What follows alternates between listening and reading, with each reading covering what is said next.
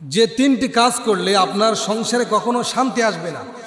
এক নম্বরে নবীজি বলছেন, স্বামী এবং স্ত্রীর মধ্যে যে মোহাব্বত ভালোবাসা, আমি নবীজি দুনিয়ার অনেক মোহাব্বত ভালোবাসা দেখছি, কিন্তু স্বামী এবং স্ত্রীর মোহাব্বত এবং ভালোবাসার মতো মোহাব্বত আমি নবীজি কখনো দেখি নাই। সুবহানাল্লাহ। সব থেকে পুরানো সম্পর্ক হলো স্বামী এবং স্ত্রীর সম্পর্ক। আপনারা জানলে অবাক হয়ে যাবেন, মা এবং বাবা, সন্তান এবং মা, এর সম্পর্কটা কেমন? কিন্তু এটা তো নতুন সম্পর্ক, কিন্তু সব থেকে দুনিয়ার প্রথম সম্পর্ক স্বামী এবং স্ত্রীর সম্পর্ক। যেই সময় বাবা মা ছিল না, ছিল কে? স্বামী এবং স্ত্রী।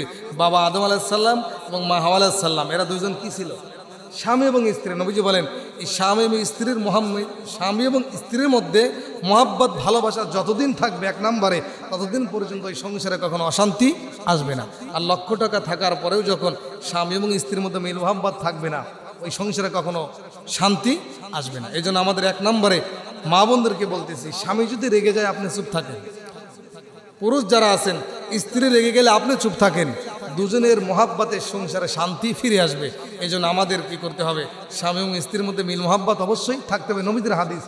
দ্বিতীয় নম্বরে নবীজি বলেন, যেই সংসারে স্ত্রী বেনামাজি হয়, স্বামী বেনামাজি হয়, ছেলে সন্তান বেনামাজি হয়, এক কথায় পুরা পরিবারের মানুষ বেনামাজি হয়, ওই সংসারে লক্ষ টাকা ইনকাম থাকলেও আল্লাহর শান্তি আসে না।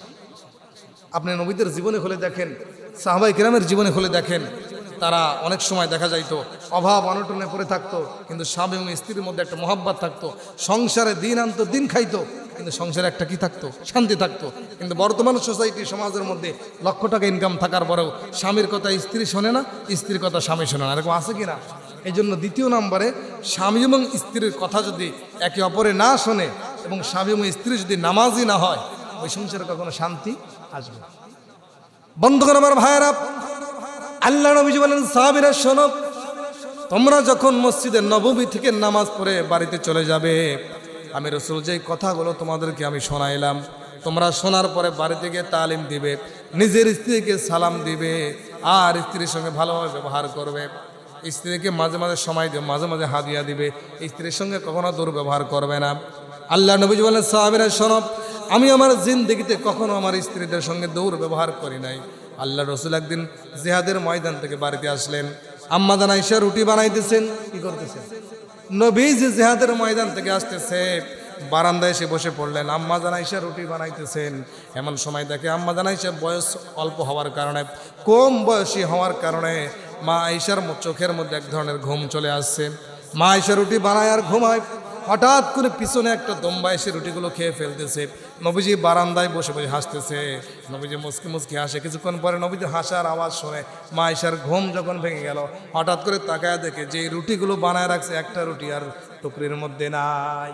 কষ্ট হয়ে গেলেন যে নবীজি জিহাদ থেকে আসছেন, পেটে ক্ষুধা, আমি রসুলের সামনে কি দিব? কিন্তু রসুল কি বললেন?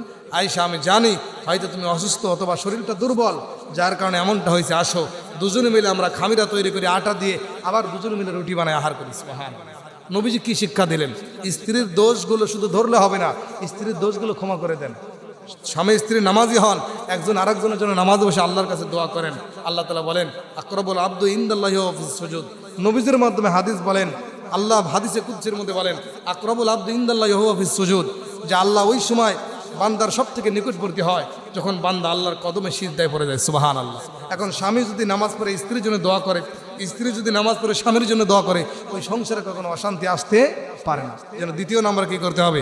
স্বামী এবং স্ত্রীকে নামাজি হতে হবে। তিন নম্বরে যে কাজগুলো করা যাবে না, সেটা হলো স্বামীর অজান্তে স্ত্রী কোনো কিছু করতে পারবে না। কি করতে পারবে না? কোনো কিছু মানে স্বামীর অজান্তে স্ত্রী বাইরে যেতে পারবে না। আজকে আমাদের মা বোনদের মধ্যে এই গুণটা সব থেকে বেশি। যতক্ষণ স্বামী বাসার মধ্যে থাকে, স্ত্রী স্বামীকে দেখে বাসার মধ্যেই থাকে।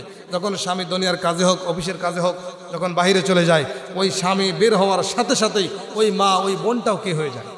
বের হয়ে যায়। স্বামী জানেই না, স্বামীর অজান্তে অনেক কিছু খরচ করে ফেলে, স্বামীর অজান্তে অনেক কিছু সংসার থেকে দিয়ে ফেলে। এরকম মা বোন আছে না নাই?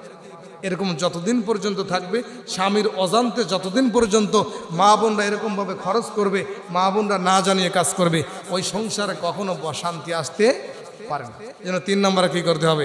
স্বামী যে কাজ করবে স্ত্রী জানবে, স্ত্রী যে কাজ করবে স্বামী জানবে।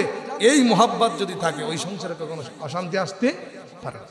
বন্ধুগণ আমার ভাইয়েরা, এজন্য নবীজি বলেন, সাহাবীরা ও আমার সাহাবায়ে কেরাম, স্বামী এবং স্ত্রীর মধ্যে মোহাব্বত যদি থাকে, যতক্ষণ পর্যন্ত স্বামীর মধ্যে স্ত্রীর ভালোবাসা থাকবে, স্ত্রীর মধ্যে স্বামীর ভালোবাসা থাকবে, ওই সংসারে কখনো শয়তান আসে বাসা বাঁধতে পারবে না।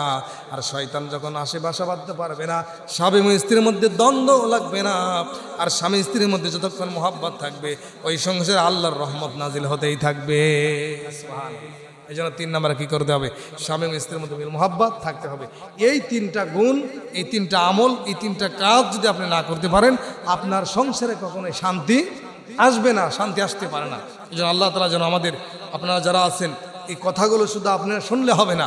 এক কান্দে অনেকেই মসজিদে এসে অনেকে জিমে, জুমার দিনে মসজিদে আসার পর অনেকেই চোখে ঘুম চলে আসে, আসবে, এটা স্বাভাবিক, কারণ মাথার উপরে ফ্যান, এত সুন্দর একটা আরামের জায়গা, ঘুম আসতে পারে। ঘুম আসলে হবে না। প্রতি সপ্তাহে ইমাম সাহেব কী কথাগুলো বলে, এই কথাগুলো নিজে শুনবেন, নিজে মানবেন, বাড়িতে গিয়ে আমল করবেন, নিজে আমল করে স্ত্রীকে শিখাবেন। আল্লাহ তাআলা ওই ঘরটা দুনিয়াতেই জান্নাত বানায় দেবে। সুবহানাল্লাহ। স্বামী স্ত্রী যদি ভালো হয়, সন্তানও কি হয়ে যায়? ভালো হয়ে যায়। এই জন্য আল্লাহ তাআলা যেন আমাদের সকলকে, স্বামী এবং বিবাহিত যারা আছেন, যারা বিয়ে করেন নাই, তারাও নিয়ত করেন যে আমি একটা ভালো মেয়ে বিয়ে করব, জীবনে স্ত্রীর প্রতি জুলুম করব না, স্ত্রীর শুধু দোষগুলো ধরবো না, বরং কিছু কিছু ভুল আছে যদি ক্ষমা করে দিতে পারেন, স্ত্রী আপনার উপরে খুশি হয়ে যাবে। সুবহানাল্লাহ। আল্লাহ তাআলা আমাদের স্বামী স্ত্রীর মধ্যে এই মোহাব্বতটা এনে দেন, আমাদের সংসার নামক নিয়ামতটা যেন ভরপুর হয়ে যায়, সংসারে যেন আল্লাহর নিয়ামত দিয়ে ভরপুর করে দেন, বরকত নাজিল হয়, সংসারে কখনো অশান্তি আসবে না। আল্লাহ তাআলা প্রত্যেকটা সংসারে যেন শান্তির ব্যবস্থা করে দেন, বলো না।